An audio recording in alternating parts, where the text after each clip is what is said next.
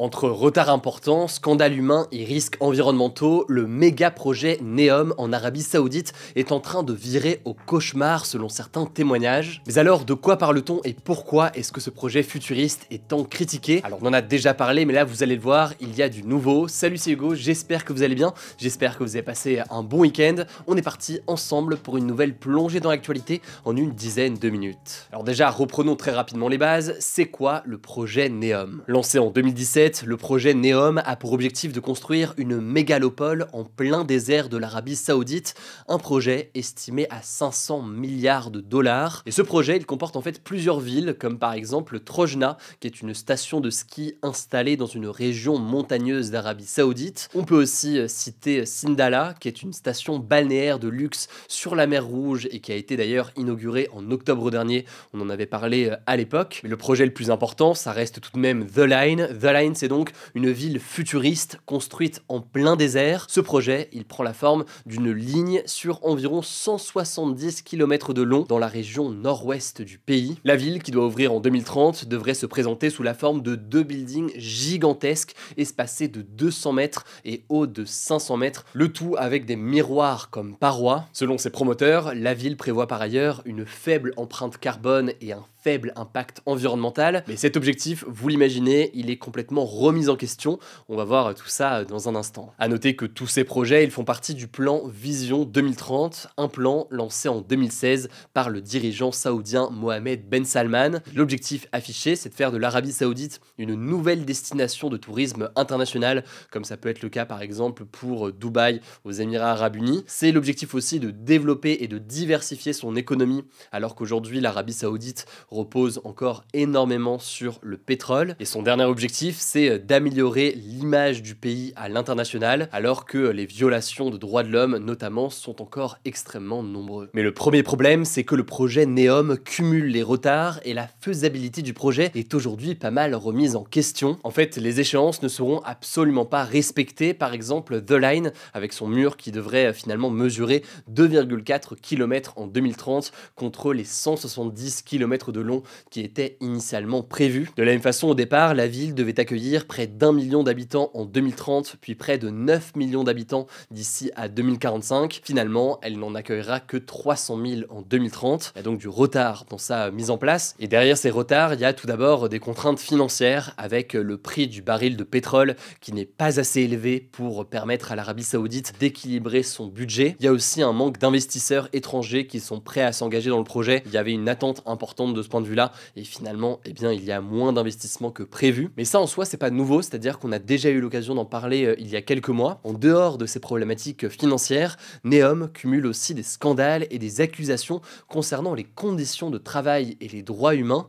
Alors, de quoi parle-t-on? Eh bien, fin décembre, le quotidien américain du Wall Street Journal a sorti une longue enquête sur les conditions de travail des 100 000 travailleurs mobilisés sur le site de NEOM et qui viennent principalement de pays d'Asie du Sud. Parmi ces pays, on retrouve le Pakistan, le Bangladesh ou encore les Philippines. Alors, même si les autorités affirment qu'il s'agit d'incidents à la marge, cette enquête du média américain révèle des cas de viol collectifs, des tentatives de meurtre et des affaires de trafic de drogue sur le site. Par ailleurs, les accidents routiers seraient très fréquents sur le chantier, avec notamment un enfant de 8 ans qui aurait été vu en train de conduire un camion. Celui-ci aurait percuté une camionnette transportant 2 personnes travaillant pour NEOM, causant la mort d'une personne. Mais plus largement, en fait, les véhicules ne seraient pas suffisamment entretenus, le code de la route ne serait pas suffisamment respecté, avec des conducteurs roulant à contresens sur les routes et au-delà des vitesses autorisées suite à un manque de contrôle. A noter qu'une campagne de sécurité routière a été lancée depuis, ainsi que des formations, dans l'objectif de réduire justement ces accidents. Pour ne rien arranger, d'après des employés actuels et des anciens employés du projet NEOM, il y a aussi un manque d'investissement dans les services d'urgence malgré tous ces problèmes. Il y a des délais qui sont parfois très longs alors que le site est isolé, puisqu'on l'a dit, beaucoup des travaux sont au milieu du désert. Alors là aussi, un hôpital et des ambulances ont été mis en place depuis pour tenter de remédier à ce problème et à cette situation. Mais selon des employés actuels et anciens interrogés par le journal, en une semaine au mois de novembre, NEOM a signalé 5 décès sur les lieux de travail et sur les routes. Alors comme c'est le cas souvent sur ces projets qui sont extrêmement ambitieux et qui sont dans des conditions difficiles, la population qui vient pour travailler sur ces chantiers chantier se retrouvent très souvent dans des conditions absolument désastreuses, que certaines ONG considèrent d'ailleurs être une forme d'esclavage moderne. Par ailleurs, d'après les informations qui ont été communiquées par les autorités indiennes, bangladaises et népalaises, et qui ont été révélées dans un documentaire britannique sorti récemment, que je vous mets directement en description, 21 000 de leurs ressortissants travaillant en Arabie Saoudite sont morts depuis 2016, donc l'année du lancement du projet Vision 2030. Mais en dehors des questions de conditions de travail, ce projet fait aussi face à un scandale humain qui concerne le déplacement forcé de tribus locales. C'est le cas plus précisément des Owaita qui se sont opposés au projet. En 2020, l'un des membres de la tribu qui avait lancé une campagne pour critiquer le gouvernement saoudien avait finalement été tué par balle par les forces de sécurité saoudiennes, des forces de sécurité qui ont aussi expulsé de force les membres de cette tribu. Bon, enfin je le disais, même si ça paraît assez évident, mais le côté écologique de ce projet, et notamment de The Line, est forcément remis en question, déjà parce que ça paraît quasiment impossible de construire dans le désert une ville aussi importante à partir de rien, et ce sans avoir une empreinte carbone colossale, mais aussi parce que la structure du projet pourrait poser de nombreux problèmes dans les environs, notamment pour les animaux. En effet, avec ces hauts murs en miroir, certains estiment qu'il y a des risques pour les oiseaux qui se retrouveraient donc dans cette région et qui passent donc par ce désert. Alors, même si les autorités saoudiennes aujourd'hui tentent de rassurer sur la faisabilité du projet, la démission en novembre du PDG de Neom a pas mal inquiété, même si les raisons de son départ n'ont pas été précisées. Selon le Wall Street Journal, il avait eu des comportements inappropriés. Les retards et les surcoûts du projet seraient aussi liés à son départ. Voilà donc pour ce sujet, je vous mets des liens en description pour en savoir plus. Au passage, pour tous les nouveaux, et alors qu'on démarre une nouvelle année, je vous rappelle que ce format des actus du jour, il est aussi disponible en podcast audio. N'hésitez pas à vous abonner. Vous tapez Hugo Décrypte, vous abonnez sur Spotify, Apple Podcast ou autre. Ça vous permet de recevoir comme ça le podcast et de tester éventuellement en version audio. Et au passage, cette semaine sur la chaîne, on va parler de beaucoup de sujets. On va parler de Nicolas Sarkozy, on va parler de Charlie Hebdo, de beaucoup de sujets en France et à l'international.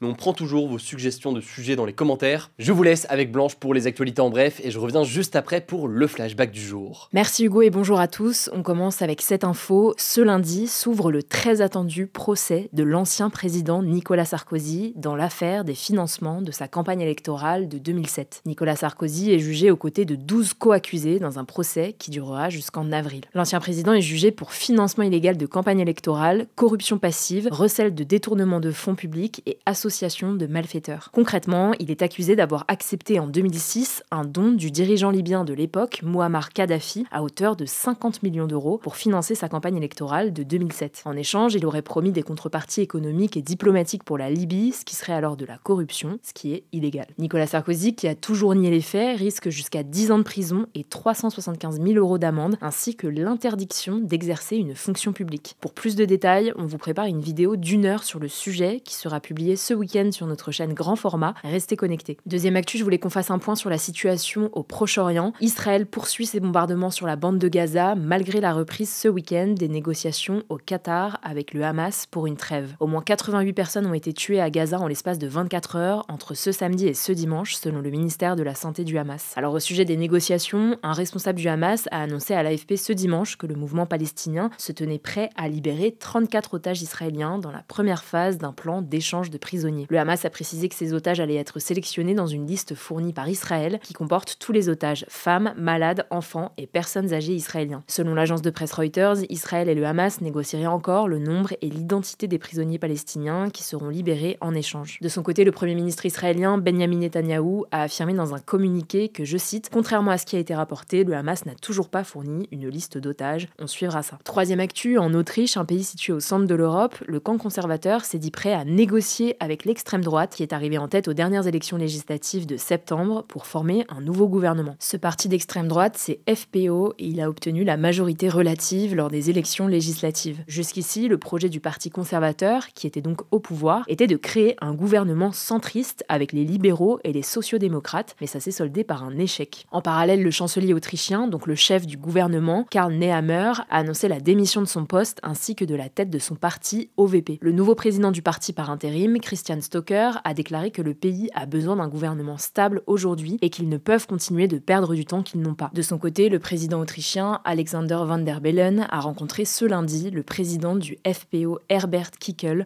pour discuter de la nouvelle situation. À noter que le rôle du président autrichien est principalement honorifique et symbolique. Quatrième actu, 55 ans après son ouverture fermeture en 1970, le parc Marineland d'Antibes, dans le sud de la France, qui est le plus grand parc marin d'Europe, a définitivement fermé ses portes ce dimanche. La raison de cette fermeture, c'est la baisse de fréquentation du parc depuis quelques années, mais surtout une loi de 2021 qui interdit à partir de 2026 les spectacles mettant en scène des cétacés, donc les mammifères aquatiques comme les dauphins ou les orques par exemple. L'ancien directeur du parc, Mike Riddle, a fait part de sa grande tristesse devant une fermeture qu'il considère comme un naufrage, estimant que les animaux ne sont pas malheureux dans le parc. Cette affirmation, elle est contredite par des associations de défense des animaux, notamment l'association One Voice, qui estime que les orques du parc ne se sont jamais adaptés à la vie en captivité. Alors le sort des animaux du parc n'est pas encore bien établi et plusieurs options ont été étudiées. En novembre, il avait été envisagé d'envoyer les 2 orques de Marineland dans un parc au Japon. Le gouvernement s'y était opposé face aux réglementations moins poussées dans le pays sur le bien-être animal. Marineland a affirmé dans Le Parisien qu'il étudiait plusieurs pistes de parcs qui respectent les standards européens sur le bien-être animal. Les associations, elles, sont plutôt en faveur d'un transfert vers un sanctuaire au Canada, mais qui ne serait pas encore opérationnel selon Marineland. Les autres animaux, loutres, requins, dauphins, tortues, etc., seront éparpillés dans des zoos et réserves animales au cours des mois à venir. Cependant, des associations craignent des euthanasies face au manque de place des zoos en Europe. 5e actu, New York est devenue ce dimanche la première ville américaine à introduire une taxe sur les embouteillages à destination de son public. Les automobilistes qui souhaitent passer en voiture dans le centre-ville doivent désormais payer une taxe qui va de 2,25 $ en heure creuse à 21,60 $ pour les cars touristiques en heure de pointe. Les pouvoirs publics locaux prévoient d'augmenter progressivement cette taxe au fil des années. Le but de cette sorte de péage urbain, c'est de désengorger la ville et limiter les embouteillages, mais aussi limiter la pollution en centre-ville et financer les transports publics new-yorkais, tout en incitant le public à les utiliser. Cette mesure, elle est en projet depuis 2007, mais elle est loin de faire l'unanimité. Les résidents et les élus écologistes l'accueillent avec joie, mais les taxis, notamment, estiment que cette mesure risque de les précariser et qu'elle va peser lourdement sur les classes moyennes et ouvrières. Pour la gouverneure démocrate de l'État de New York, cette mesure devrait rapporter autour de 15 milliards de dollars qui seront réinjectés dans les transports publics. 6e actu, la liste des 26 streamers qui vont participer au marathon de streaming caritatif Stream for Humanity d'Amin Mathieu a été dévoilée ce dimanche soir. On y retrouvera notamment Squeezie, Bagheera, Inoxtag et Michou, Billy ou encore Magla. Stream for Humanity, c'est donc sur le même modèle que le Z-Event et il vise à récolter des fonds pour les victimes de conflits à travers le monde comme en Palestine ou au Congo. L'événement aura lieu du 17 au 19 janvier. 7e actu rapidement, le Premier ministre du Canada, Justin Trudeau, a annoncé ce lundi sa démission lors d'une conférence de presse. Le dirigeant canadien devrait rester à son poste jusqu'à ce qu'un remplaçant soit choisi par son parti. En fait, le Canada est confronté à une grave crise politique, Justin Trudeau étant très fragilisé, notamment au sein de son propre parti. Il est aussi vu comme responsable de la forte inflation qui frappe le pays et de la crise du logement et des services publics. Au pouvoir depuis 9 ans, Justin Trudeau aurait dû rester Premier ministre jusqu'en octobre 2025, date à laquelle se tiendront les prochaines élections fédérales canadiennes. Il avait annoncé qu'il se représenterait, mais avait beaucoup de retard dans les sondages par rapport à son concurrent conservateur, Pierre Poilievre. Et enfin, dernière actu, les Golden Globes, une cérémonie de remise de prix américaine qui récompense les films et séries, s'est tenue dans la nuit de dimanche à lundi. La comédie musicale française Emilia Pérez ressort grande victorieuse de cette soirée avec 4 prix, dont celui du meilleur film comique ou de comédie musicale. Le drame historique The Brutalist a remporté 3 prix, dont celui de la meilleure réalisation. C'est un film qui suit le parcours d'un architecte hongrois juif qui migre aux États-Unis avec sa femme pour vivre le rêve américain après avoir survécu au camp de la mort lors de la Seconde Guerre mondiale. Sa sortie française est prévue pour le 12 février. Autre point fort de la soirée, l'actrice américaine Demi Moore, 62 ans, a remporté le prix de la meilleure actrice dans un film comique ou de comédie musicale pour The Substance. Le film franco-letto-belge Flow a aussi remporté le prix du meilleur film d'animation. Côté série, c'est Shogun qui a été la plus récompensée avec 4 prix. Merci Blanche, on termine donc avec le flashback du jour. Il y a 4 ans, le 6 janvier 2021, des centaines de supporters de l'ancien président américain Donald Trump